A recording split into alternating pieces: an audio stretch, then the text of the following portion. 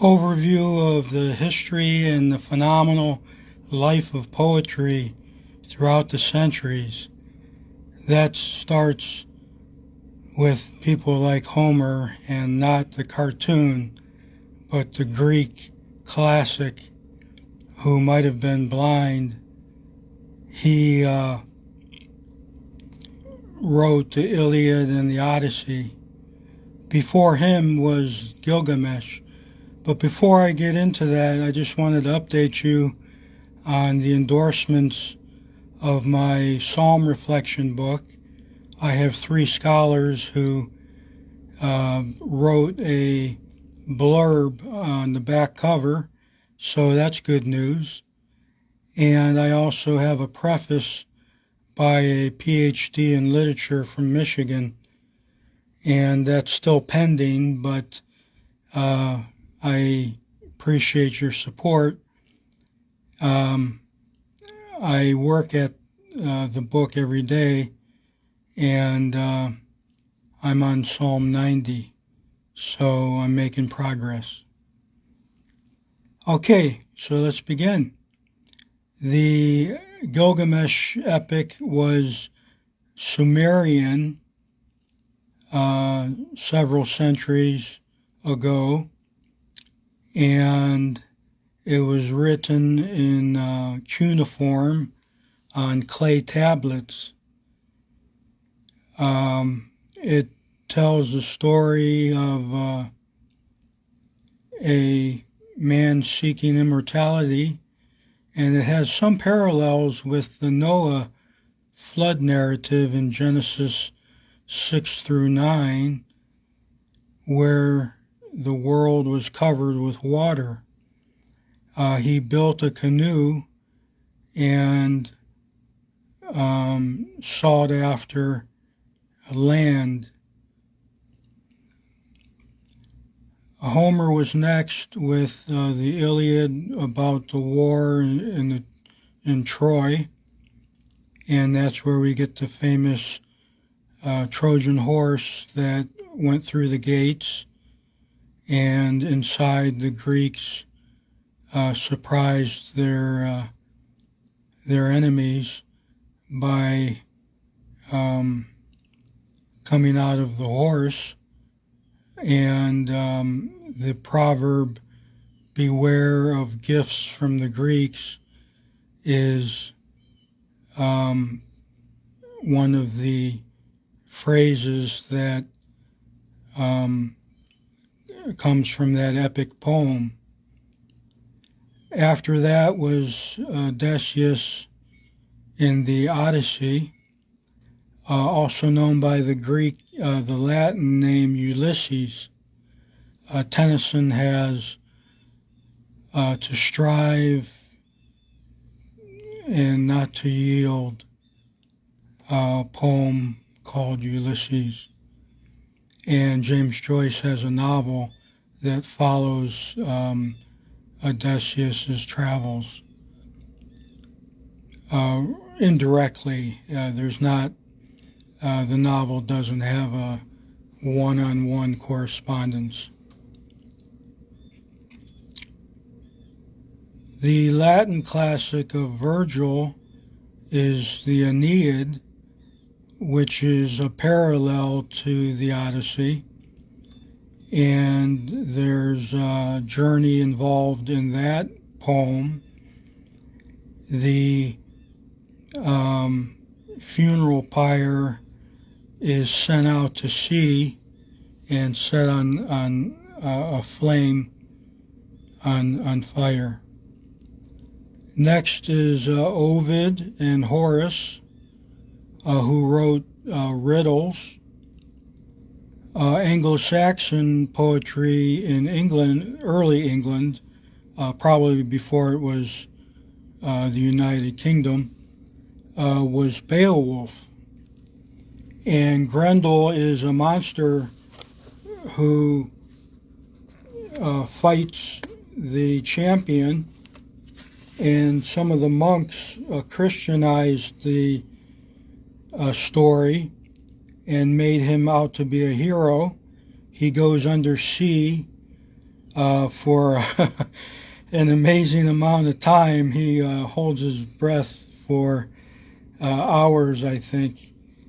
Grendel was the name of this grim demon, haunting the marches, marauding round the heath and the desolate fens. He was like Cain, his descendant, and the Almighty made him anathema out of the curse of his exile. And you remember Cain was exiled because of the murder of his brother, and there's murder and intrigue in this poem as well. So a lot of adventure, a lot of excitement. Incidentally, it was written in Old English, so if you try to read the original, good luck. It's not going to happen. But the story was translated by Seamus Heaney, and he was an Irish poet, and he put on one side of the page the original, and on the other side modern English. The weather is very horrible. Many people get killed in the mead hall, and there's a victory at the end. But I do think the hero does get martyred. So, and incidentally, spoiler alerts are all over the place with me.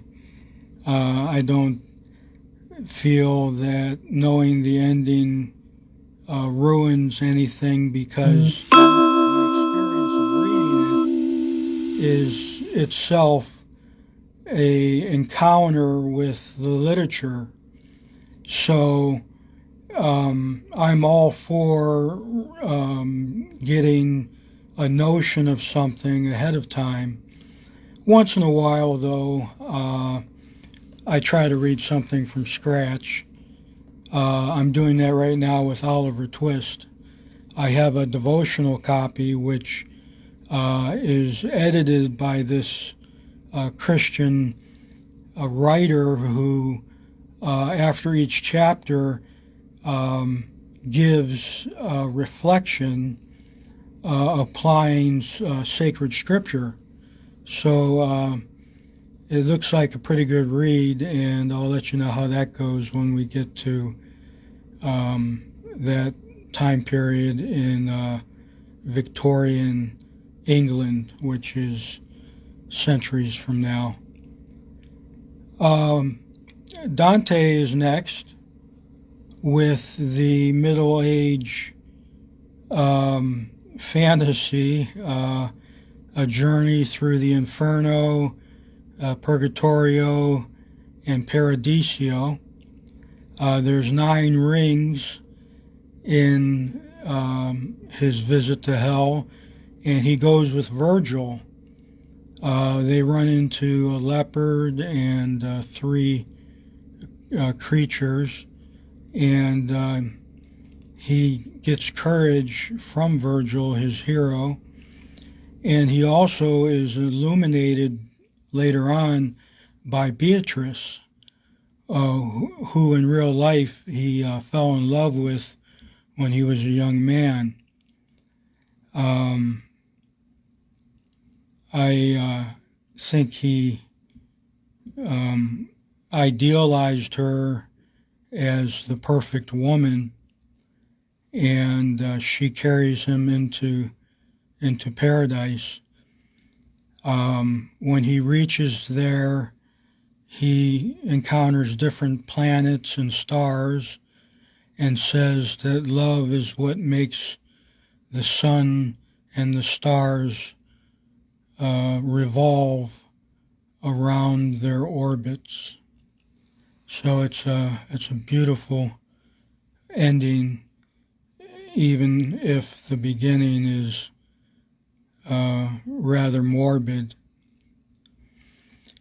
After Dante is Chaucer in Europe, and he wrote Canterbury Tales. He also had Parliament of Owls, I think, about of birds, about different creatures that were able to talk.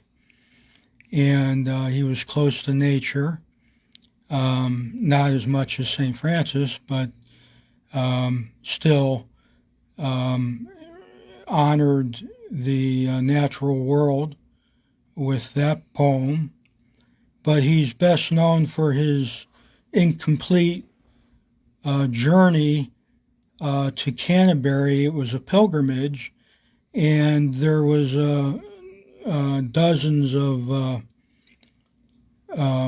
different strata of society, monks and nuns and blacksmiths and sailors and bartenders, just a motley crew, and they each told a preface and several stories. And his plan was not fully realized because he wanted each member to say like 3 stories and journey to Canterbury and back and meet at a tavern. And along the way, some pretty good stories evolve. It too was written in Old English, so it's or Middle English, not as ancient as Beowulf, but it still is pretty archaic regarding the original language. So most editions are modernized, and they're in verse. I have a couple copies that rhyme beautifully so. The Miller's Tale, the Knight's Tale, which is a Greek mythology story. Just excellent. The Wife of Bath. The funniest story in that account is the Noah's Ark story, where he builds a boat and a neighbor yells out the window that the flood is coming, and he crashes to the wood baseboard floor and gets. Hopefully he doesn't get hurt. My mom always said that bloopers aren't funny if people get hurt. So hopefully nobody was injured in that story. Sir Gawain and the Green Knight. How about that one? That's a story of a headless horseman, and he was wearing all green, and the king wanted him to go on a mission, and it was during Christmas time, and his chastity was tested with a green sash, and the journey ends on a positive note. I think Thomas Merton liked that story a lot, and Tolkien has a translation of it, so pretty good account. He also wrote The Pearl, or translated The Pearl, another ancient story.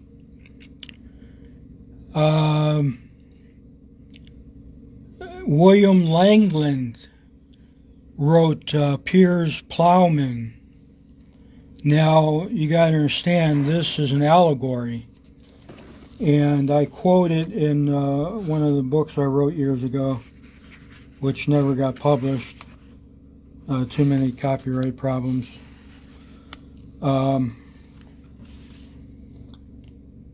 The peace pipe sings a psalm. chapter 33. After the sharpest showers, the sun shines the brightest. No weather is warmer than after the blackest clouds, nor any love fresher, nor friendship fonder than after strife, and after struggle when love and peace have conquered. There is never a war in this world, nor wickedness so cruel, that love, if he liked, might not turn to laughter, and peace, through patience, put an end to its perils. Iron sharpens iron. That was a quotation. I was talking about the book Song of Songs and how peace and love predominate. They are personified, which is a technique in poetry, and they're made out to be with human traits, even though they're abstract qualities.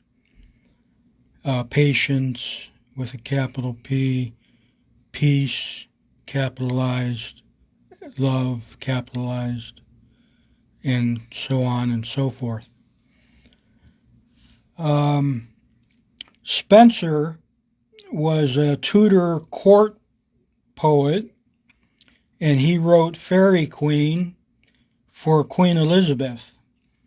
And the thing I want to say is that he had a particular form, and he followed this structure. This was an amazing writing, not easy to read, but anthologies usually give just a sample chapter. And Spenser follows this format for volumes and volumes of epic poetry.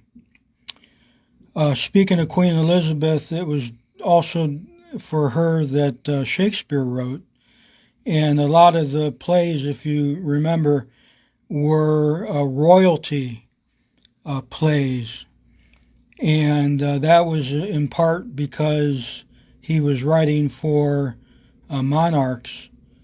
And so Henry IV, Richard II, King Lear, with his beautiful daughters, Cordelia. I think he had 3 daughters. Okay. Shakespeare wrote 150 sonnets, and like Spenser, he had a template, and he followed these particular sonnets. Petrarch also had his type of sonnet, but he was Italian and Shakespeare was English, so they had a different format, and Milton did something like a hybrid of the two.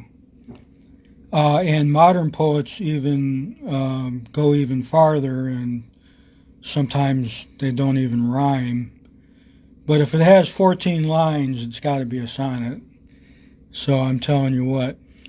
John Donne wrote about his wife Anne Donne, and he said, John Donne, Anne Donne, undone. Apparently he had a falling out. He wrote during his illness. At first he was secular, and then his poems became more religious as he got older. And I think that's significant because a lot of times as we age, we think about the 4 last things. You know what those are? Heaven, hell, purgatory, and judgment, or death and judgment. And when those things are facing us, we want to get right with God, so our holiness increases, our spirituality and our prayer life increases, and it's reflected in John Donne's poetry when he has his holy sonnets. He too would fall under the magic spell of sonneteer writing. Andrew Marvell, Ben Jonson, and Robert Herrick wrote, one of them wrote to Julia, and he said she has a beautiful liquefaction of her clothes. So just a real beautiful word to put in a poem. There's a fella and his sister, Sir Philip Spencer, or Sidney. I'm sorry, is it Spencer? No, Sir Philip Sidney and Mary Sidney. And they translated the Psalms into rhyme and meter. And they say that why not? Because if you have the most sacred text before you, then why not elevate it to the most formal language and edify the reader with the best of poetry? And incidentally, psalms are poetry. They're also hymns and songs, but a lot of times songs are just a musical rendition of poetic expression. So Sidney says, no, John Donne says in his preface to Sidney in 1590, already done, I wonder if he's talking about himself, already done, and as those psalms we call, though some have other authors, David's all. David wrote half the psalms. So though some have, some may, some psalms translate, we thy Sidney psalms shall celebrate, and till we cometh extemporal song to sing, learned the first hour that we see the King. Be as our tuning, that when hence we part, we may fall in with them and sing our part. And the thing is, like for each of the 150 Psalms, they do it like a different meter and rhyme scheme for each one. Pentameter is 5 feet. Tetrameter is 4 feet. I think you remember that from English class. Iambic pentameter.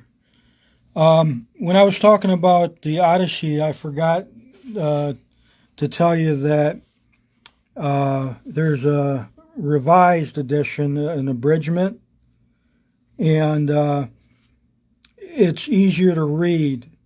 Simon Armitage is from England, and he's a poet who I met with the brother Lewis Carey at John Carroll University when he visited, and he had a nice accent and read from his poetry book, Seeing Stars. And I didn't understand the title until he read one of the poems about getting punched in the noggin and falling back on his head, and then he saw stars. You remember cartoons when they circle around? So that's what seeing stars, when you insult somebody in a bar and end up getting knocked out. I'm just saying for your information.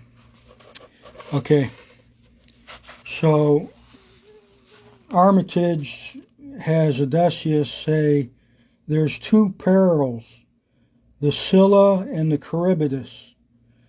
One was a monster with antennas, and the other was a whirlpool. And the ships of Odysseus had to steer through this trap, and they couldn't go to either extreme. So as you see, there's like a moral, because we shouldn't go to extremes. We should navigate a middle path, like Aristotle says, moderation. And so he makes it through, but I think there's several ships, and some of the guys on the ship get carried away by the Scylla with its tentacles. Odysseus says, 2 perils on the port side, a whirlpool, Charybdis. 3 times a day she opens her throat and swallows the sea, sucks all and sundry into a burning sulphurous pit. Enter that vortex and will never see the light of day again.